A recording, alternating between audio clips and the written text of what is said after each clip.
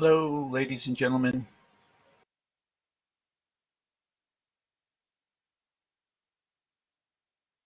So, happy Friday to you. It's an asynchronous teacher workday because we have parent-teacher conferences the following week on Wednesday.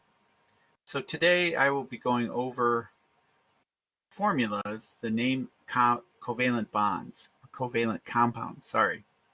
So it's very similar in some respects to naming ionic compounds, but some differences.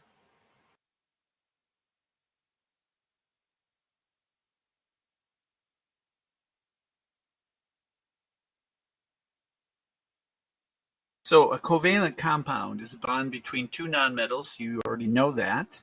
Electrons are shared evenly or unevenly, and molecules are formed.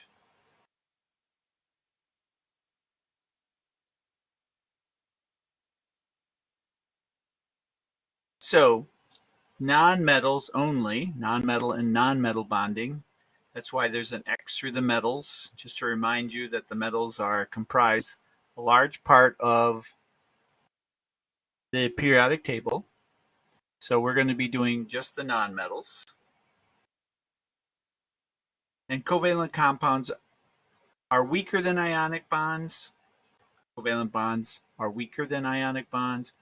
So if you were to put them in a water solution, they don't conduct electricity. They don't form ions like ionic bonds do that do let electricity flow. They're often insoluble in water, meaning that they don't dissolve. They'll end up at the bottom or at the top of a water solution, and they are simple compounds or long chains which we call polymers. So just remember, so here we have fluorine, and fluorine and nitrogen are bonding, and they're going to share. And the idea for them to share is so they can get to that stable H structure, right?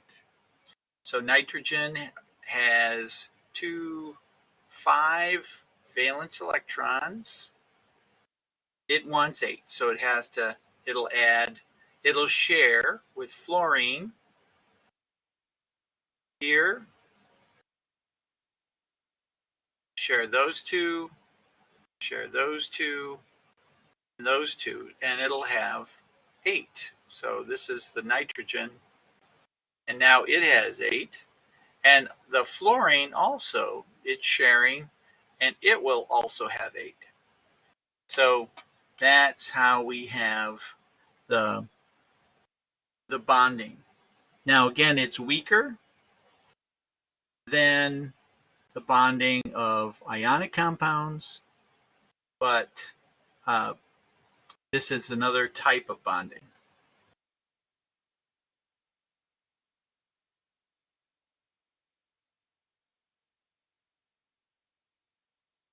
So you can see the chemical formula. We use the nitrogen there. We have 1, so we don't need to write the subscript 1. And then we have 3 fluorines. Now you can also write this as a stick to represent a single bond.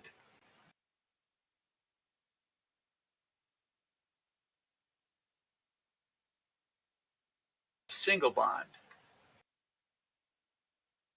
shares 2 electrons. Single bond has 2 electrons,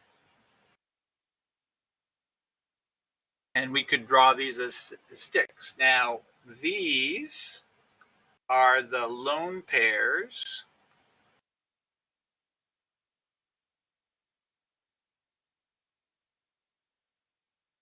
They're the unbonded electrons.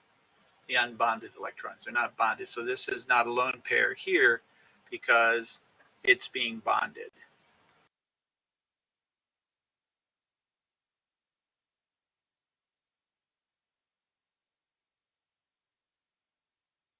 So a single bond, one pair of electrons is shared. And again, if I draw these as a bond, I can also use the stick model, and I don't have to draw in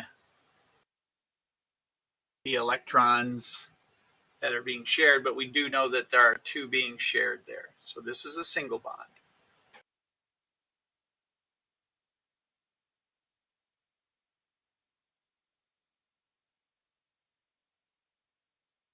So a double bond, we have two pairs of electrons shared.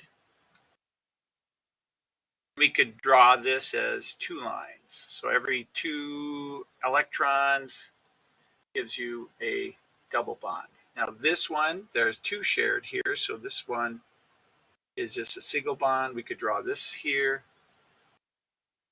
like that. So double bond, 4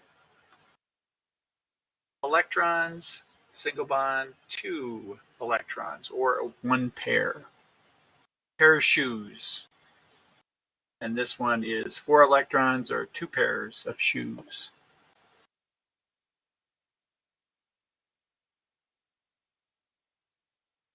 The triple bond shares 6 dots or 6 electrons and can be drawn as 3 lines, 2 each. 2 for each line.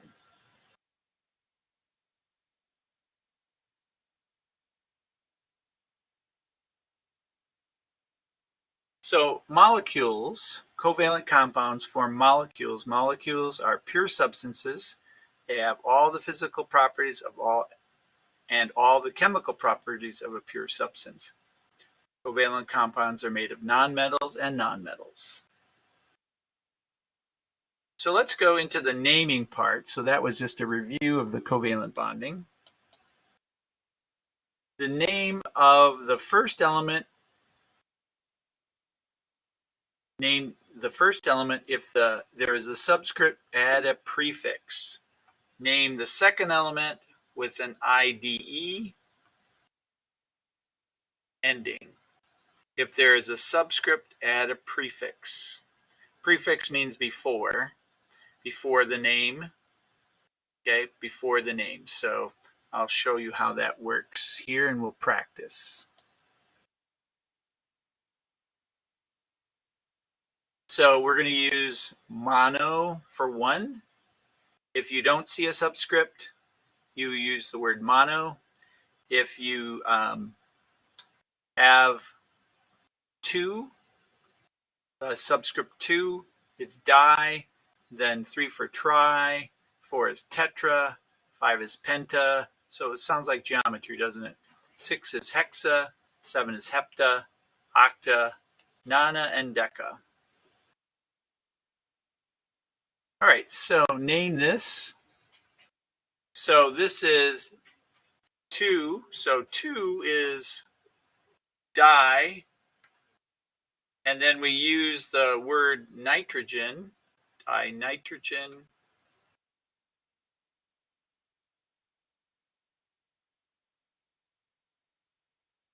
And then we're going to use the oxygen, we're going to call it oxide.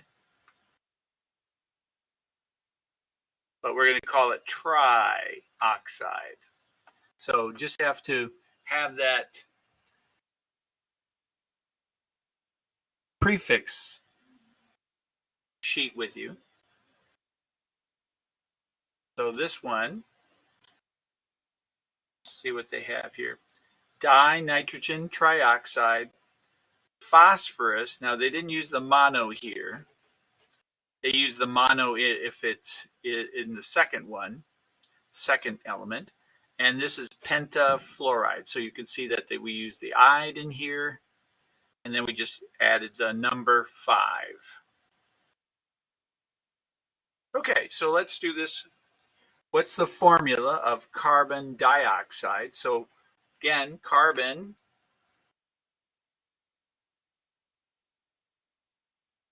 has no prefix in front of it, so that's 1. And di means 2. Let's see if we do this right.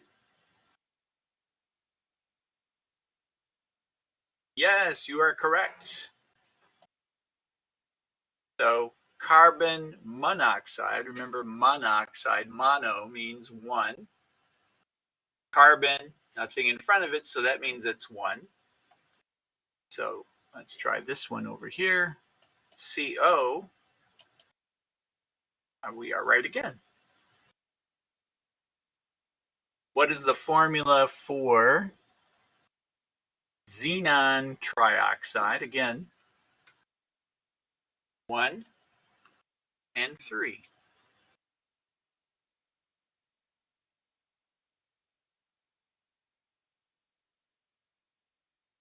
Okay. All right, so I've given you enough there to get you started. I will let you go. Have a good day, guys.